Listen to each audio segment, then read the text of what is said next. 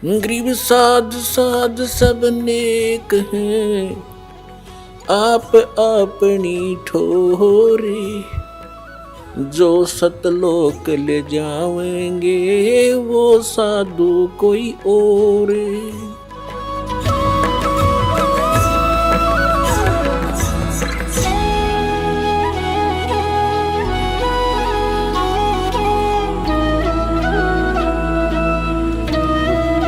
अब ये जो यजुर्वेद अध्याय नंबर 40 के मंत्र नंबर 15 और 17 को समझने के लिए ये श्रीमद् भगवत गीता आपका घना सहयोग देगी, क्योंकि श्रीमद् भगवत गीता चारों वेदों का सारांश है और सिंपल लैंग्वेज में है, वेदों से भी सिंपल लैंग्वेज में है ये। तो इससे हम देखेंगे, देखिएगा, ये श्रीमद् भगवत गीता गीता प्रेस गोरखपुर से प्रकाशित, ये गीता प्रेस इस जयदयाल गोविंद का इसके अनुवादक हैं, गीता प्रेस गोरखपुर से ये प्रकाशित है। अब आपको दिखाते हैं 8वें अध्याय का 13वां श्लोक, ये देखिएगा, अध्याय नंबर 8 और श्रीमद् भगवत गीता अध्याय नंबर 8 और श्लोक नंबर ये 13 है। हम संस्कृत पढ़ेंगे, हम पढ़े हैं, शिक्षित हैं, हम पढ़े लिखे हैं। ओम इति एकाक्षरम ब्रह्म व्यवहारण माम अनुसमरण, ये प्रियाति तजंदेहम स याति परमाम गतिम। 13वां, इसका अर्थ है कि माम ब्रह्म, जो गीता ज्ञानदाता श्री कृष्ण में बोल रहे हैं, माम ब्रह्म, मुझ ब्रह्म का, ओम इति एकाक्षरम, ये ओम एक अक्षर है, नथिंग एल्स, और व्यवहारण अनुसमरण उच्चारण करके सिमरण करता हुआ, ये प्रियाति तजंदेहम, सांस यानी शरीर छोड़कर जाते समय भस्मांतम शरीरम, वेद में यजुर्वेद अध्याय नंबर 40 के मंत्र नंबर 15 में भस्मांतम शरीर लिखा है, और इसमें लिखा है ये प्रियाति तजंदेहम स याति परमाम गतिम, ओम से मिलने वाली जो परम गति है वो इस तरह प्राप्त होगी, मुझ ब्रह्म का, माम ब्रह्म, मुझ ब्रह्म का, ओम इति एक अक्षरम, ये ओम एक अक्षर है, सुमन करता हुआ, उच्चारण करके सुमन करता हुआ, ये प्रियाति तजंदेहम, जो शरीर छोड़कर जाता, स याति परमाम गतिम, वो परम गति को प्राप्त होता, ओम से मिलने वाली परम गति। ओम से मिलने वाली कौन सी परम गति है? ब्रह्मलोक प्राप्त होता है, क्योंकि ये ब्रह्म का सिमरण है, मंत्र है। और 8वें अध्याय के 16वें श्लोक में गीता जी में लिखा है कि ब्रह्मलोक में गए हुए प्राणी भी पुनर्जन्म मृत्यु में आते हैं, वो भी पूर्ण मोक्ष प्राप्ति नहीं करते। लेकिन ये कंसेप्ट जो आज इतना ही क्लियर करना था कि ये ओम मंत्र ये ब्रह्म का है, और गीता ज्ञानदाता 8वें अध्याय के 1 में अर्जुन ने प्रश्न किया कि आपने जो 7वें अध्याय के 29वें श्लोक में जिस तत्ब्रह्म की जानकारी दी है, वो तत्ब्रह्म कौन है कि जिसको जानकर प्राणी केवल जरा और मरण से यानी बुढ़ापे के दुख और मृत्यु से छूटने का ही प्रयत्न करते हैं। तो वो किम तत्ब्रह्म, जिसको जानने के बाद प्राणी यहाँ की किसी वस्तु की इच्छा नहीं करता। गीता ज्ञानदाता ने 8वें अध्याय के 3रे श्लोक में कहा कि वो परम अक्षर ब्रह्म है, वो तो परम अक्षर ब्रह्म है, यानी गीता ज्ञानदाता से अन्य वो सुप्रीम पावर है। तो श्रीमद् भगवत गीता अध्याय नंबर 15 के श्लोक 1 से लेकर 4 में, 16 और 17 में स्पष्ट किया हुआ है, इन पूरे ब्रह्मांड की एक सतिथि बताई है कि उल्टा लटका हुआ संसार रूपी वृक्ष है, ऊपर को जो जड़ है वो तो पूर्ण परमात्मा है, सबका धारण पोषण करने वाला वो परम अक्षर ब्रह्म है। और जमीन से जो बाहर दिखाई देता है वो तना, वो जड़ तो प्रोक्ष है, गुप्त है, हिडन है, छुपी हुई है, और बाहर जो दिखाई देता है वो वृक्ष कहलाता है। तो परमात्मा ने खुद आकर अपनी वाणी में बोला है, अक्षर पुरुष एक पेड़ है, और सरपुरुष यानी ज्योति निरंजन वाह की डार, और तीनों देवा शाखा हैं, ये पात रूप संसार।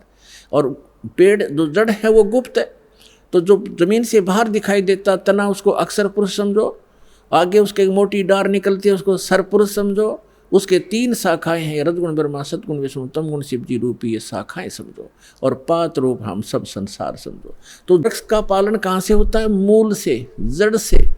तो श्रीमद् भगवत गीता अध्याय नंबर 1 से लेकर 4 और 16 और 17 मंत्र में ये स्पष्ट किया गया है कि तत्वदर्शी संत की पहचान भी बताई है कि तत्वदर्शी संत वो होगा जो इस उल्टे लटके हुए संसार रूपी वृक्ष के सभी विभागों को भिन्न भिन्न बता देगा। ये पहले तो परमात्मा आए थे, तत्वदर्शी संत की भूमिका भी वही करके जाते हैं, इसलिए वो एक प्रसिद्ध कवि भी कहलाते हैं, लोकोक्तियों के माध्यम से, कविताओं के माध्यम से ज्ञान सुनाते हैं।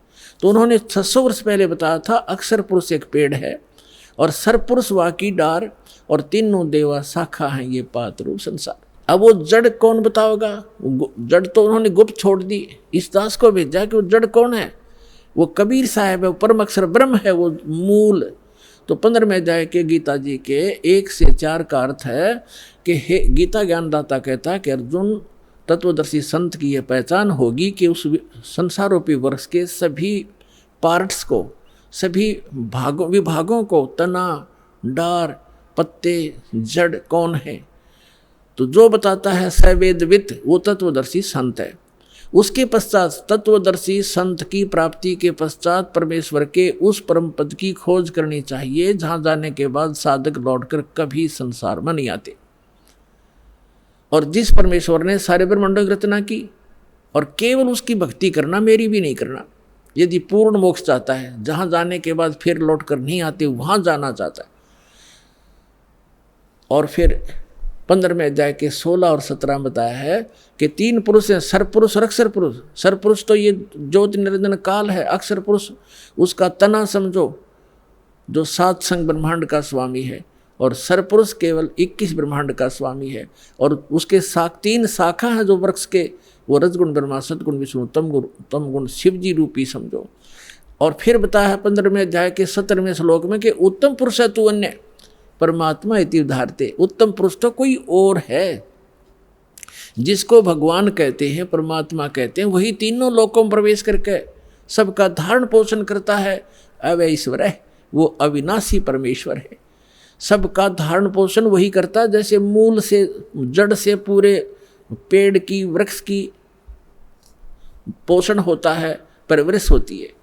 तो यहाँ ये स्पष्ट किया है। और कई आपको भ्रमित कर देंगे कि गीता अध्याय नंबर 15 के श्लोक नंबर 18 में गीता ज्ञानदाता कहता है कि मैं लोक वेद में पुरुषोत्तम प्रसिद्ध हूँ।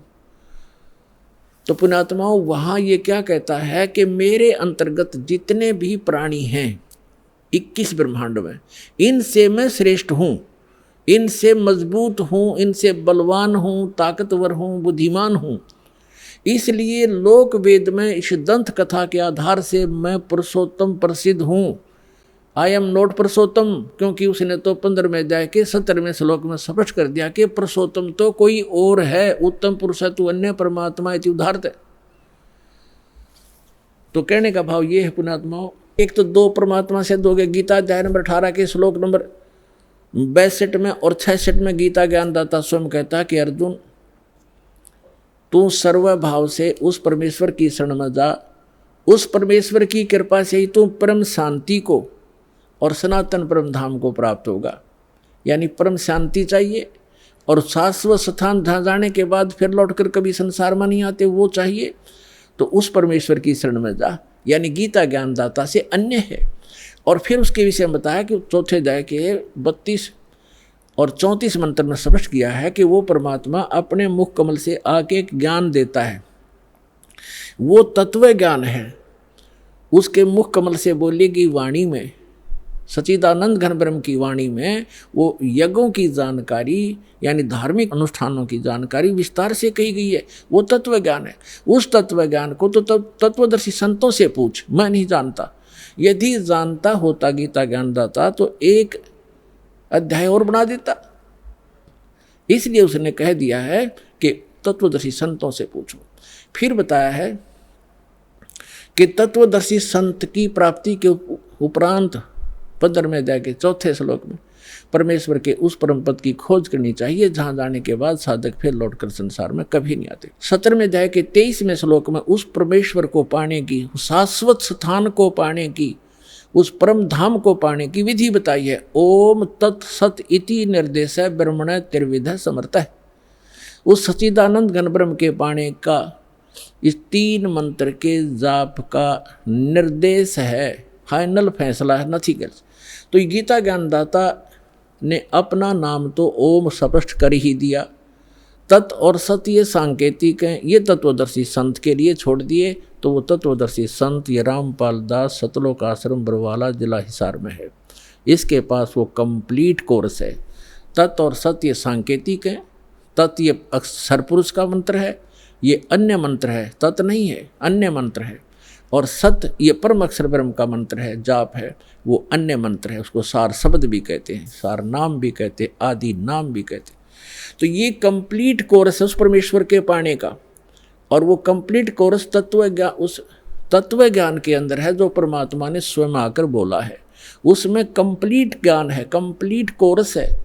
प्रथम मंत्र सतनाम, फिर सार नाम, इससे मोक्ष होगा। वो साधना इन वेदों में नहीं है। वेदों में परमात्मा की महिमा है। परमात्मा कबीर जी ने 600 वर्ष पहले अपनी अमृतवाणी में तत्व ज्ञान में कहा था कि वेद मेरा भेद है, मैं ना मिलूं वेदन के माही, और जौन वेद से मैं मिलूं। ये वेद जानते नहीं, ये चारों वेद मेरी महिमा का गुणगान करते, लेकिन इन वेदों में वर्णित विधि से मेरी प्राप्ति नहीं हो सकती। और जिस ज्ञान से, जिस वेद से, उस तत्व वेद से मैं मिलूं, वो ज्ञान इन वेदों में नहीं। ये वेद जानते नहीं। वेद मेरा भेद है, मैं ना मिलूं वेदन के माही, और जौन वेद से मैं मिलूं। ये वेद जानते नहीं। उसको बताने के लिए स्वयं परमात्मा आते।